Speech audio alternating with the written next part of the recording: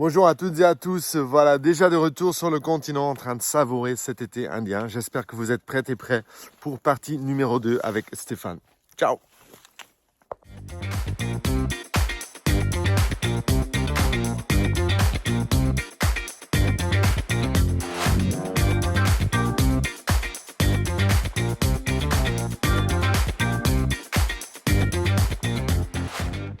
Bon visionnement. Super. Pourquoi tu as fait le changement? Parce que quand on a replanté, je voulais plus avoir de monoculture.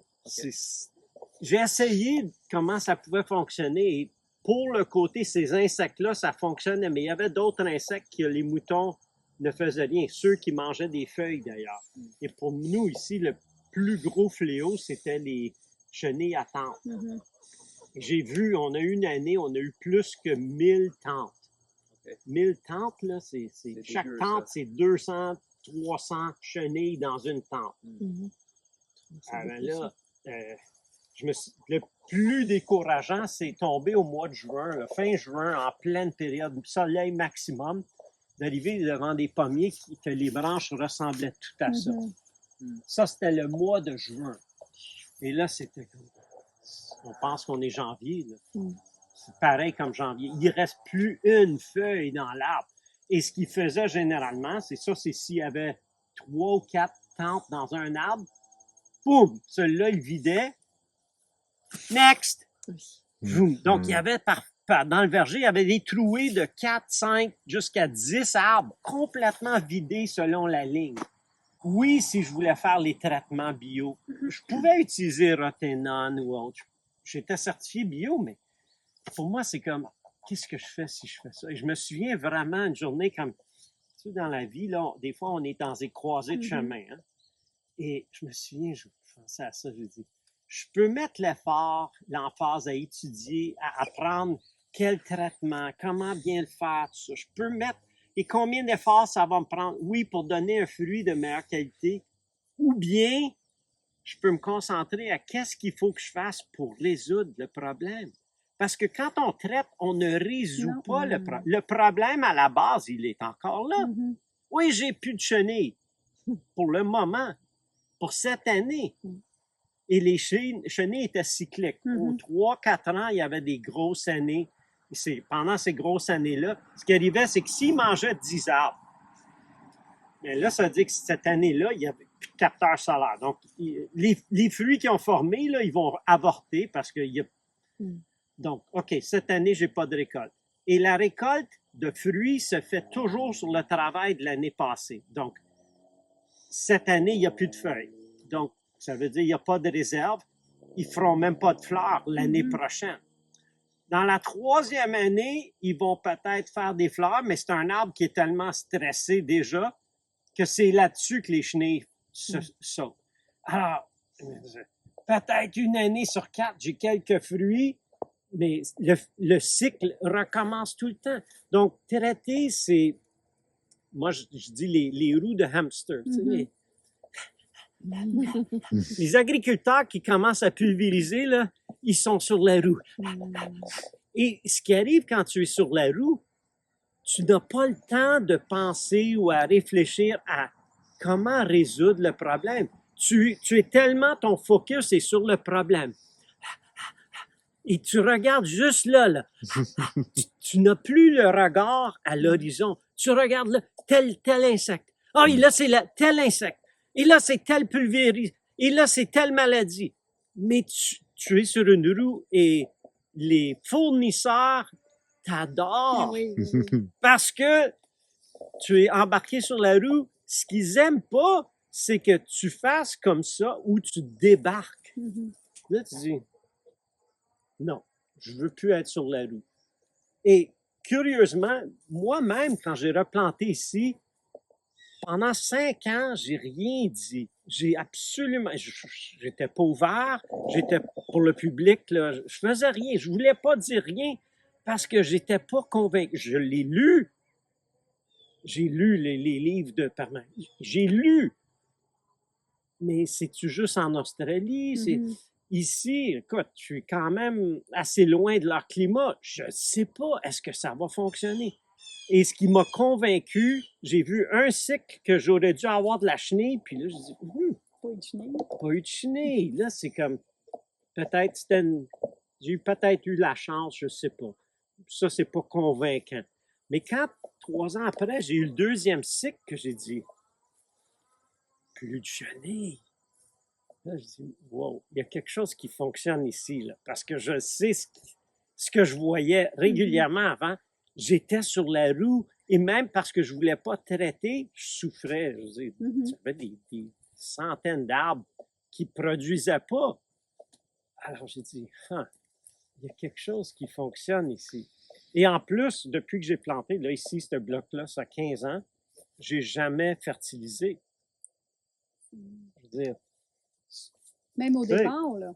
au départ, on avait mis un trailer de thé, de café de Tim Hortons. Et on a mis un seau poudre. Je pense qu'on avait 1 mètre cube pour 0,4 hectares ici de compost. C'est tout ce qu'on avait. Et je veux dire, tu vois le sol. Et ça, c'est le sol le plus riche. Pas de fertilisation. Pour moi, c'est comme, OK. Mais est-ce que c'est pas fertilisé? Et ces arbres-là, ils sont pas là pour rien. Ils font quelque chose absolument, surtout s'ils sont taillés, ils redonnent. Oui, j'ai des animaux, et les animaux sauvages, c'est pas non négligeable, parce que quand tu vois les gens qui sont venus ici faire des cours ou autres, puis ils me disaient, surtout le printemps, ils disaient, Stéphane, c'est impossible de dormir ici, là. Il dit, à 4 heures du matin, Trop d'oiseaux. Ça chante partout. On peut pas dormir, surtout si t'es pas habitué. Moi, c'est parfait, je suis habitué. Mais quand t'es pas habitué, c'est comme, c'est tellement bruyant ici le matin. Ben, c'est pas bruyant, mais c'est ça. Alors, OK, j'aurais pas eu même, tu vois ça, c'est comme une suie. Ça, j'ai ça aux 10 ans, à peine aux 10 ans. C'est un champignon? C'est un champignon, mais tardif, très tardif. Mais si moindrement si j'avais mis du lactosérum plus tôt dans la saison, j'aurais pas eu ça du tout. Oui, c'est visuel. Et même sur la poire, moins, là, mais sur la pomme, tu frottes un peu. C'est comme tous des petits picots. Si tu regardes sous le microscope, c'est comme tous des petits picots qui sont juste sur la surface parce qu'il reste de la nourriture sur la peau. Et eux, ils prennent avantage, mais ça se nettoie facilement. Donc, il faut savoir qu'est-ce que tu t'attends comme qualité. Moi, c'est pour ça que ma clientèle, c'est des gens qui sont moins dédaigneux que moi. Ah, OK. Moi, je suis plutôt dédaigneux dans le sens où ils sont pas si belles que ça. Mais pas belles, je veux dire. Il y a des choses qui feraient qu'ils seraient déclassés. Souvent, c'est purement esthétique. Il n'y a rien à l'intérieur. Et les gens disent, souvent, je dis, celle-là, tu n'en veux pas. Ça, c'est un carpocaps. Ah, c'est correct, Ils vont l'enlever. Ils vont l'enlever. Ouais. OK, regarde, si ça ne te dérange pas, ça va. Alors, il y a cet aspect-là. Mais, ayant vu le verger monoculture bio, je ne retournerai jamais. Je dis ça, non, je quitte, je lâche tout, mais je ne retournerai pas là. C'est pas un système. C'est un système qui fonctionne pour les intrants. C'est un système qui fonctionne sur une roue. Mais c'est pas un système écosystème. Maintenant, ça commence à être un pas pire écosystème. Et là, quand on arrive là, on a de l'aide. Je suis pas tout seul. C'est qui travaille avec moi? C'est lui, c'est lui, c'est ça. Eux autres, ils font combien? Ils en font énormément, je peux te dire. Juste côté chenille, moi, tout ce qui touche aux feuilles, je m'en fais même plus. C'est fini. Pas du tout. Okay. Parce que je sais que même si je vois, et c'est curieusement, le plus gros du dommage maintenant que je vois sur les feuilles, c'est par des abeilles. Hey, okay. Il y a des abeilles, surtout dans un rayon de peut-être 50 mètres de la cabane, là, où j'ai mis des structures pour les abeilles. Oui. Qu'est-ce qu'ils font, c'est je sais que c'est toujours eux, ça c'est chenille parce que c'est sur la paroi extérieure, mais dès que c'est des trous dans le milieu, Ça, c'est une abeille. Ils vont découper la feuille. Ils découpent toujours dans... Pour faire les alvéoles? Exact. Pour faire leur nid. Hmm. Il y a très peu d'ennemis. C'est pour ça que maintenant, là, avec ces deux pièges-là, Carpocaps et l'autre, c'est la mouche de la pomme. Je dis, ça tombe bien. On l'a manqué. On le pose à deux. Moi, je pose le piège. Mon épouse a fait le... Mais des fois, on le manque. Là. C'est en plein mois de juin, fin du mois de juin. Des fois, on en saute un. Là. Je suis toujours un ou deux arbres devant elle. Donc, tout ce qu'on fait pour ces pièges-là, ça, c'est nous. Ça a pris une douzaine d'années à développer, même plus comme une quinzaine d'années à développer ces pièges-là. J'ai tout acheté au début. Et des pièges qui sont sur le marché, ils se vendent à 7 US. Il y a 25 ans, 30 ans, j'ai dit 7 US par piège. Je pourrais pas faire du piégeage massif à ce prix-là. Alors, on a commencé à essayer d'imiter ce que le piège faisait. C'était un rond. Et eux, ce qu'ils vendaient, c'était un demi-sphère, 2 demi-sphères collés sur un collant jaune. Puis, j'avais un stagiaire qui m'avait suggéré, il dit, ben, si on le peinture, ça fonctionnerait-tu? J'ai dit, on va essayer ça. Alors, j'avais des fonds jaunes et j'ai commencé à peinturer le rouge. Ceux-là sont peinturés. Les nouveaux, on a un collant vinyle qu'on applique. C'est encore plus beau et c'est plus franc. Et donc, on met ça par-dessus parce que ça, c'est juste pour nous aider à les nettoyer parce que la colle, c'est très collant. Tu vois au travers. Ouais, c'est ça. Ouais. Lui, il pense, ah, tiens, c'est une pomme. Et oublie pas, il est posé à un moment où tous les fruits sont verts. Alors, dès qu'ils sentent déjà le début de l'odeur, donc ils sont attirés par l'arbre. Et quand ils arrivent vers l'arbre, oh, c'est rouge! Et poc, ils collent. Alors, c'est ça qu'on veut. On veut les coller avant même qu'ils rentrent dans l'arbre. Et ça, c'est génial comment ça fonctionne. Mais encore là, c'est le même principe. Ceux que j'avais achetés, c'était du plastique, là.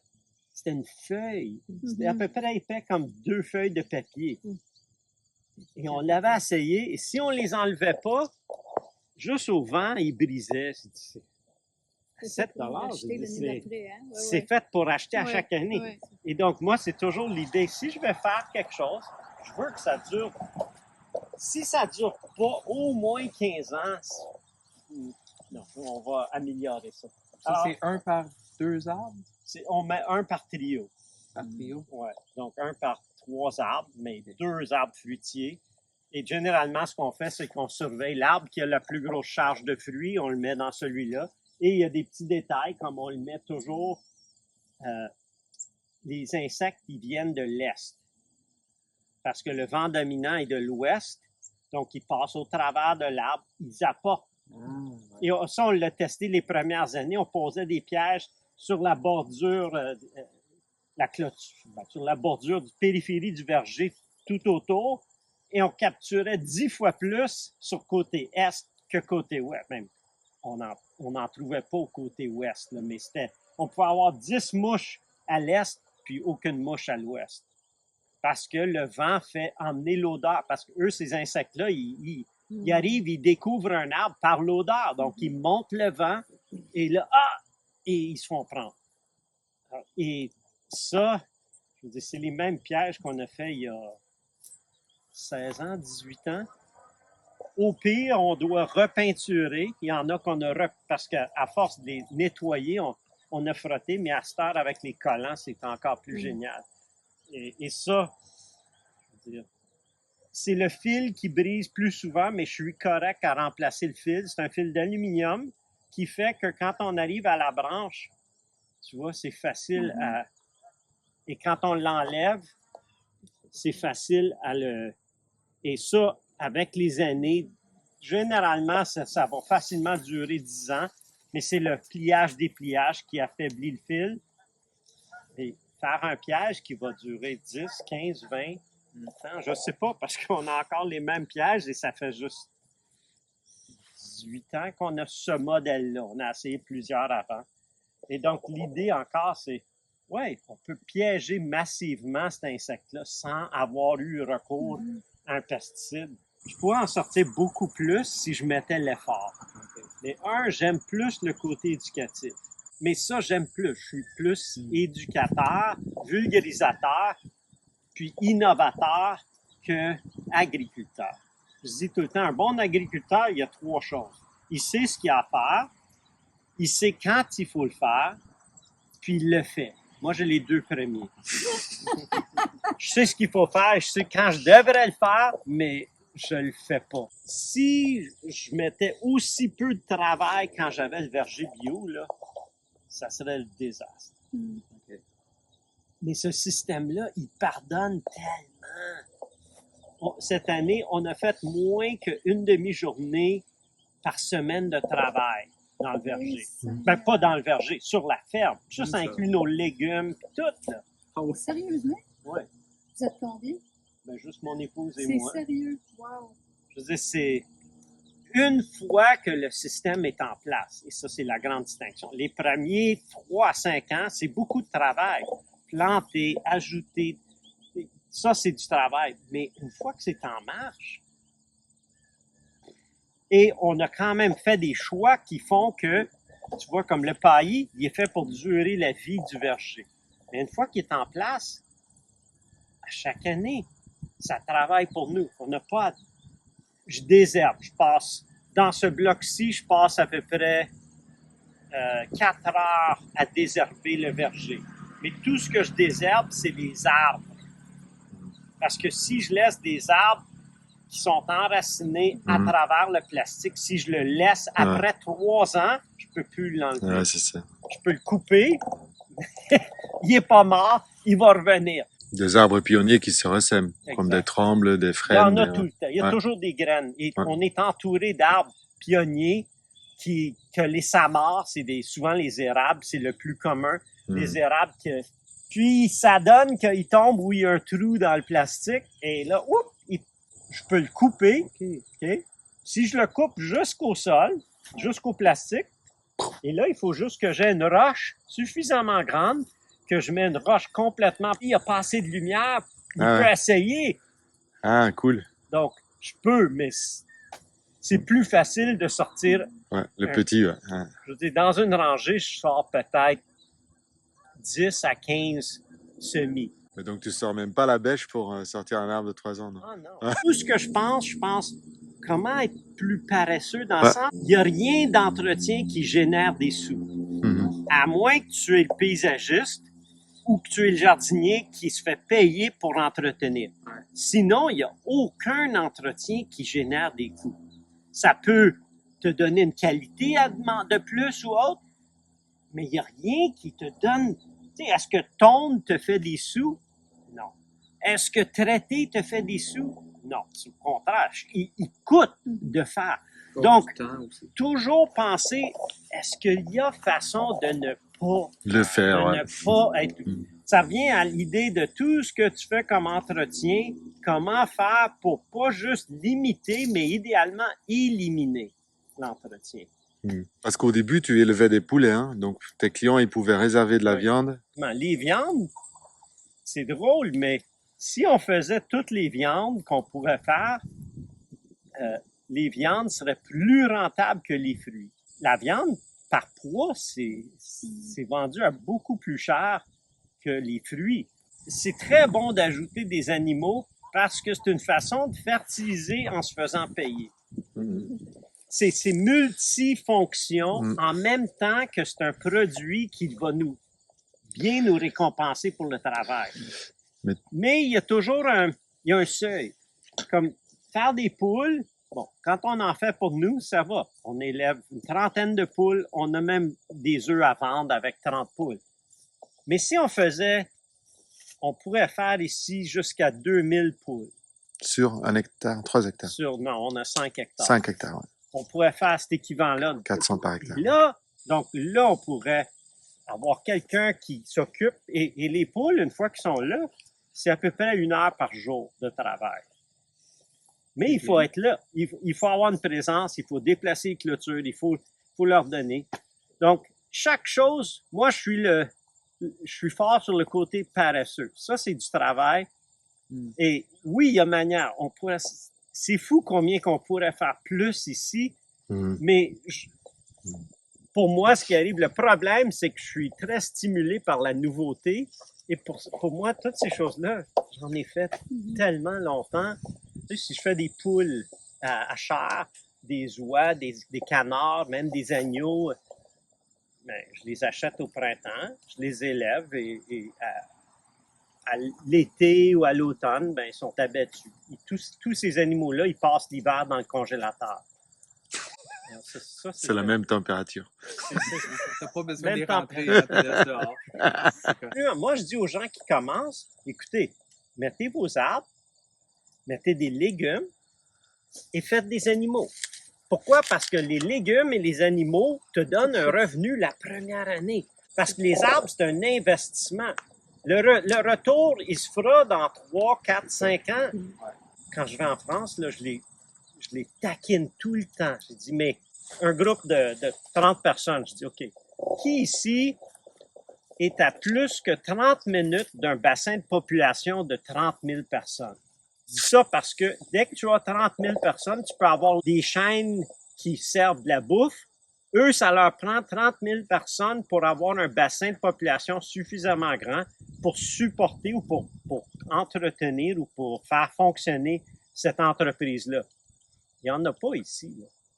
Et donc, en France, quand je demande 30 personnes, qui est à plus que 30 minutes de 30 000? Sur un groupe, c'est une au maximum 2 personnes sur un groupe de 30 personnes. Donc, eux, je dirais, regarde, fais comme ils font. C'est quoi une pépinière? Pourquoi? Parce que tu as 2 périodes.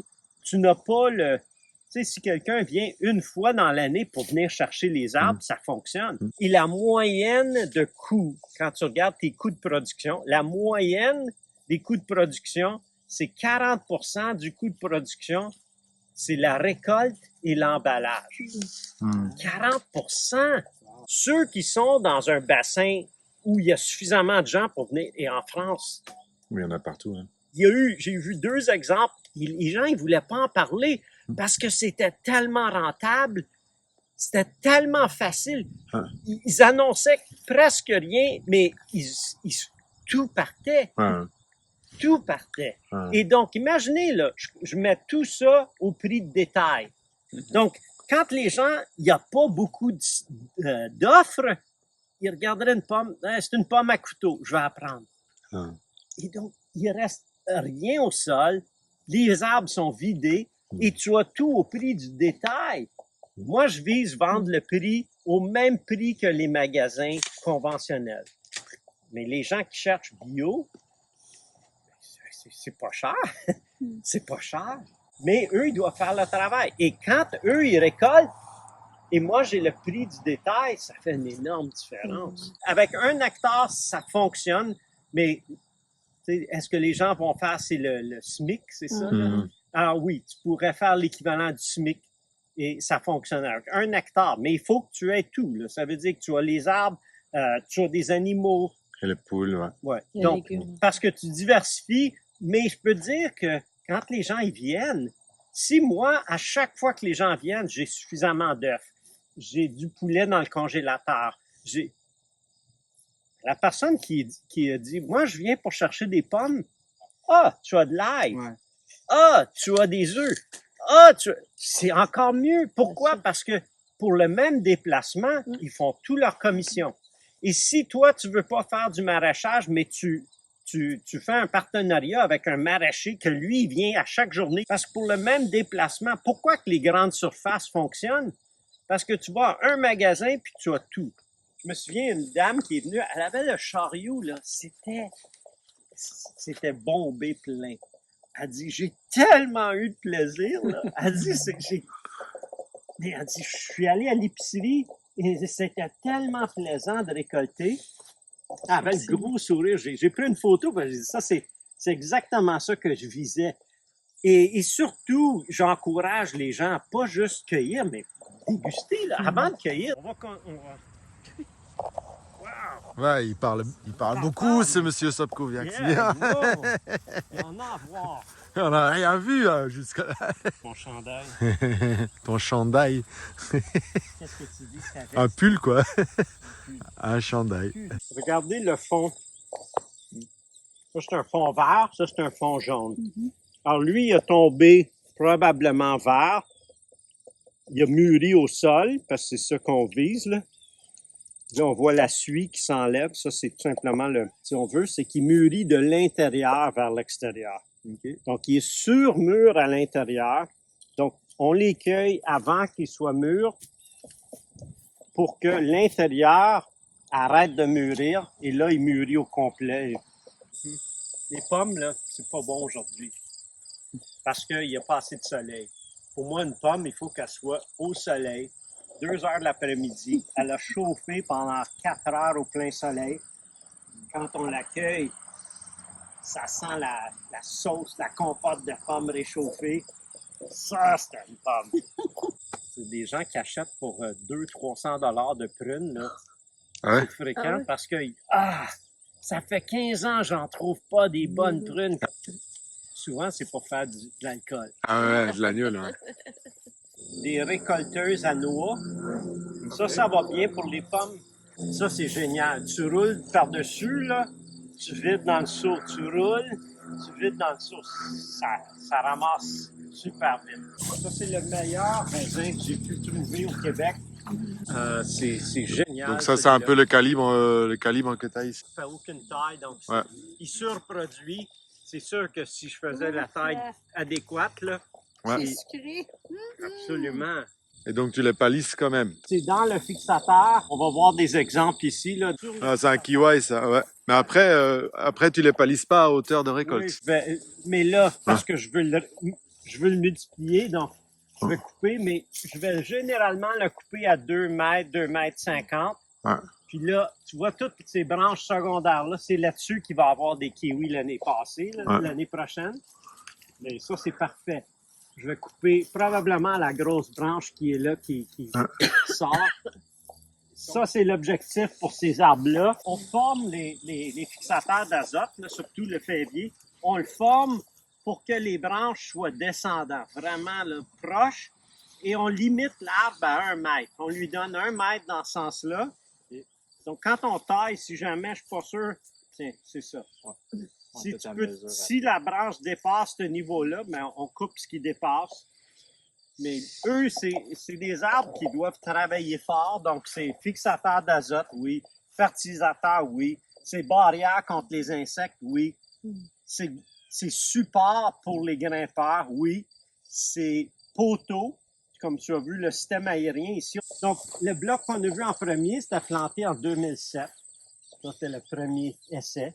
Ici, on a planté en 2008. On a essayé différemment. On n'a pas fait le plastique comme paillé. On a essayé d'encercler les arbres avec juste un carré de plastique. Et ici, on a retourné au plastique parce que ça, finalement, c'était pas... C'est agressif pour... C'est parce que c'est pas juste l'espace là autour de l'arbre, c'est l'espace entre les arbres. Donc, on voit un peu par la croissance. Aronia. Ouais, aronia. C'est pas le meilleur fruit du monde. C'est médicinal plus que comestible. Ouais. Ça, c'est très poétique. C'est pas quand tu dis. C'est mieux pas sec. que c'est pas comestible, mais c'est plus médicinal. Séché, je les sèche. Ouais. Donc, avec mieux. du sucré comme ça, je l'aime beaucoup avec un yogourt, avec crème glacée, bourré d'antioxydants. Ça, c'est fantastique. Ok, super.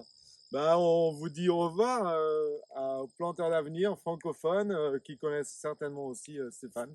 Grand merci pour l'accueil et Ça m'a fait à la plaisir. prochaine. Viens nous voir en France.